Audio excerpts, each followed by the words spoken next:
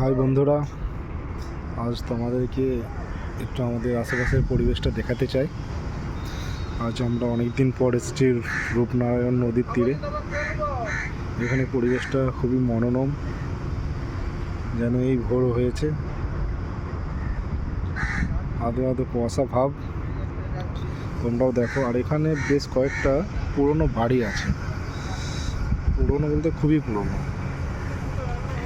দেখো বাড়িগুলো তোমাদের সাথে শেয়ার করছি। এখানে একটা বট গাছ আছে, বড় বট গাছ। দেখো এখানে ঘাট আছে, এই ঘাটে মোটামুটি লোক নেমে স্নান টান করে। আর ওই ওপারে যা দেখা যাচ্ছে ওটা হচ্ছে হোটেল লারিকা,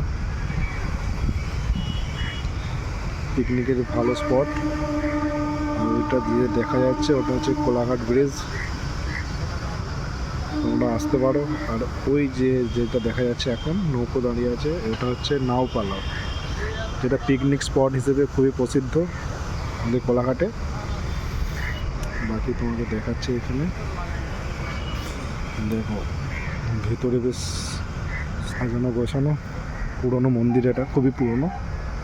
এই যে বট গাছ উপরে। এখন অবশ্য তো এইসব দেখা যায় না, তাই বেশ মনটা গেল আমিও তোমাদেরকে ভিডিও করে দেখাই।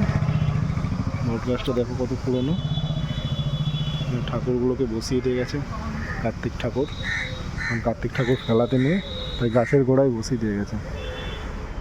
দেখো পুরনো গাছ, বেশ পুরনো, সব শাখা পোশাখা বেরিয়ে চারধারে হয়েছে। দেখো সব পুরনো বাড়ি। এটা হচ্ছে একটা মন্দির, যোগধাম আশ্রম শ্রী দুর্গা মন্দির। এখানে সকালবেলায় মানে ভোরের টাইমে যদি আসা হয়, এখানে যোগাসন হয়। আর এটা ঘাটের মতো করা আছে। বাকি যদি আরও কেউ কিছু দেখার ইচ্ছা থাকে তো কমেন্টে জানাবে, আমি পরের ভিডিও সেটা দেখানোর চেষ্টা করব তোমাদেরকে।